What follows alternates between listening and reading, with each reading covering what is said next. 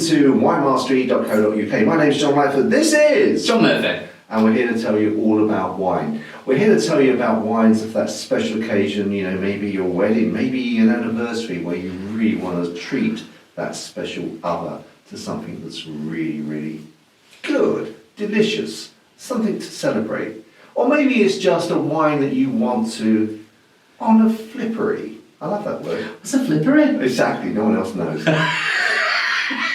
On a whim.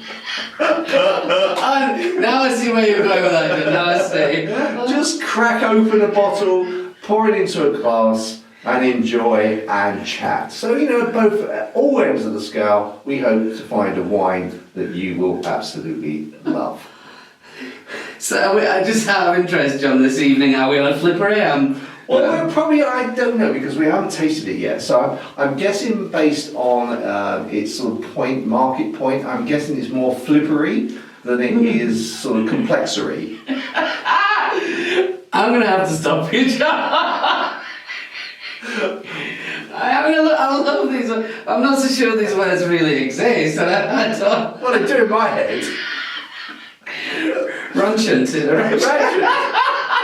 Ranchant colour. Well, it's not ranchant colour. I forgot about ranchant. So, the reason I say it's going to be a little bit flippery is the wine we're tasting tonight is well, actually to you of course it might be the morning because we're filming it in the night, but for you it could be morning.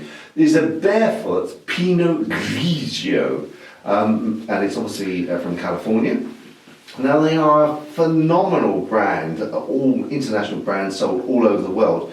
And because they're so sort of, supermarkets, a little bit sort of pile them high, sell them cheap. Yeah. You sort of that expectation of, is it going to be any good? And we're about to find out. That's probably being very unfair to them because obviously these guys are incredibly successful. You're not going to sell that many bottles if the product at the end of the day, is not good. So. But I think I associate what I'm saying is I think I associate this. I'm expecting this to be something that we're just going to sort of glug and enjoy and talk and chat with friends, rather than something that's going to be complex and you're going to sort of savour every sip. Yeah. And every wine has its place. Of course it does. Yeah. Well, so I think we said it before. There's no such thing as a bad wine. Just some wines are better than others. It really is that simple. Absolutely, yeah. And if you like the wine, that's the definition of a good bottle of wine. That is it, John. That is it. Hey. That is it. Right, so we have a look at the colour. It's a very light colour, isn't it? It's very, very pale, isn't it? Very sort of, I wouldn't even say, I don't know, it's hay, but only just. It's a little bit like lemony. Yeah, I said lemony. It's definitely lemony.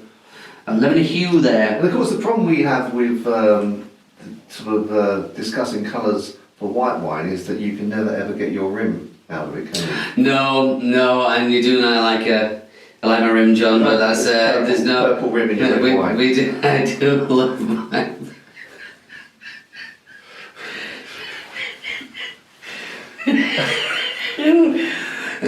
Obviously, this wine doesn't have. Well, it wouldn't. No, but no, you're right. In the white wines, I struggle. So let's have a go on the old nose. Yeah. Wow, that's got some beef to it, hasn't it? I don't mean it smells of beef. I'm getting pineapple from that straight away. Yeah. And with you, the pineapple is a very, very obvious smell is the pineapple there. And I tell you what, that's already surprised me. No, that's already surprised me. I was, don't think I was expecting that. It's like the old style of Pinot Grigio, because I don't know if we must have done a video or two Pinot Grigio. Pinot Grigio has become a little bit fashionable, and as they become fashionable, kind of loses something, or I find loses something. So a lot of Pinot Grigios of late tend to be, I find them quite light and very easy drinking, too easy drinking. So they kind of suit everything, and you can have it with any food, and it's just kind of sup it away, which is fine. It's a style, but it's not a style I particularly like. Whereas the old Pinot Grigios, they're more kind of, like you just said, they're more tropical fruit. There's a little bit more lushness about them, and that has genuinely surprised me. As on the nose for the. I was not expecting that. No. No, it's excellent. So, can you? There's a slight acidity to it. It's Just slight. I think that on smelling this is one of those wines where I'm smelling it and thinking, I know what that tastes like. Okay. Yeah, and I think, because many times we smell wine and thought, I think I know what it's going to taste like, and then we taste it and it's complete opposite. Yeah. Sometimes good, sometimes bad, so Yeah. I think I know what it's going to... But Let's see. just go ahead, Yeah.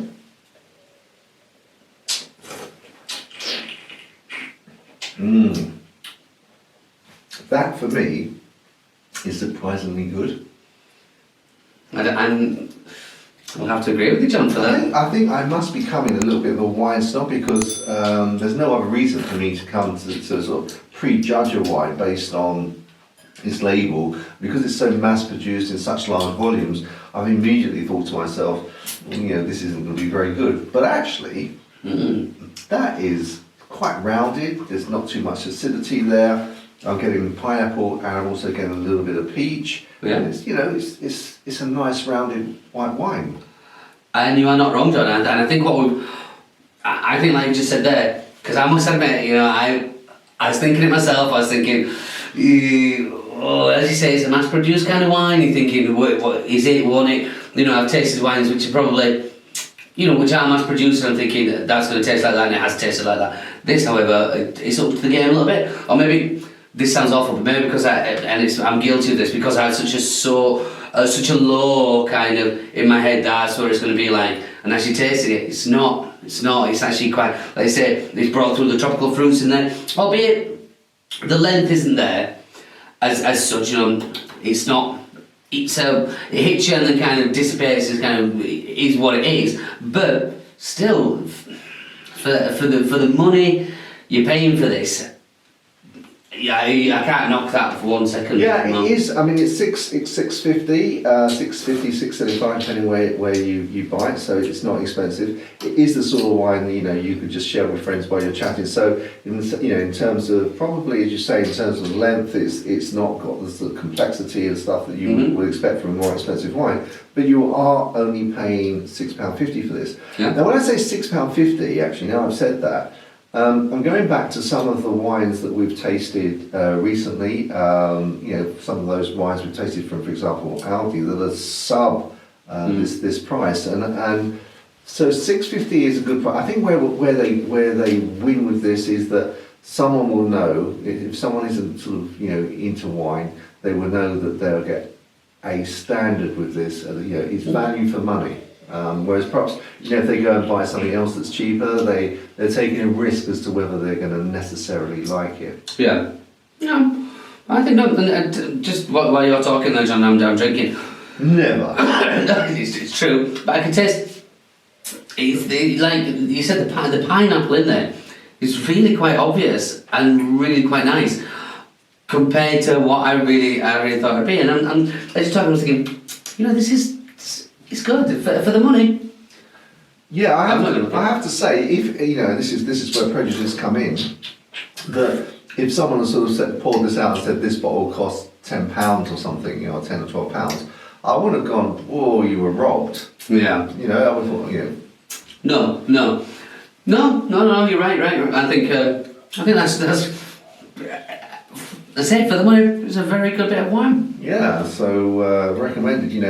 Ideal for the sort of the dinner party or any sort of party that you may be having. And actually, some wine I find like some Sauvignon Blancs personally, so not for everybody, but personally I find some Sauvignon Blancs I think more sort of suited to a hot summer's day, maybe outside Marquee or somewhere. Whereas this I think would be okay, acceptable all year round. I reckon so, yeah. It's that tropical fruit in there that gives it a bit more kind of lush mouthfeel. But again, I'm struggling with the length there. But other than that, I'm coming back to it. But other than that, for that money, yeah, I'm not complaining whatsoever. You won't be alone with people struggling with the length. So it's not going to surprise anyone. So I have to. Video, John. Well, people want to know about the length, and we had some really We had some really interesting wines that have given us a lot of length, but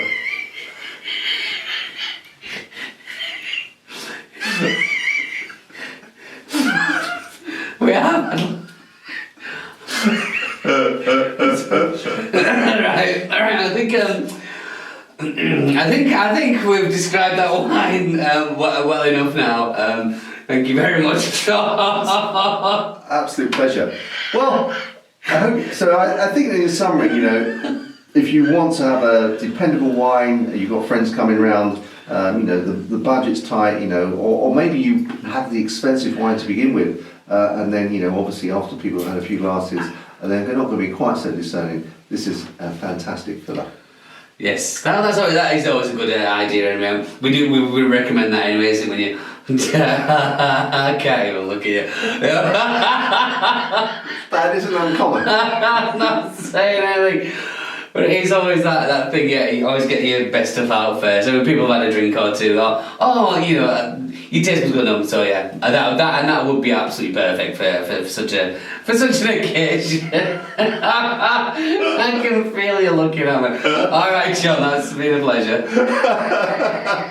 Oh, I'm pleased you thought it was a pleasure. So, with that, we'll wish you, we're really looking forward to the next one. If you haven't subscribed already, please subscribe, hit the subscribe button. Also, click the bell, and when we publish a new video, you'll get notification of that. And so until the next time, and do like it, because people will then get more chance of other people find this video. Until the next time, we really look forward to seeing you there. Chin chin. Chin chin.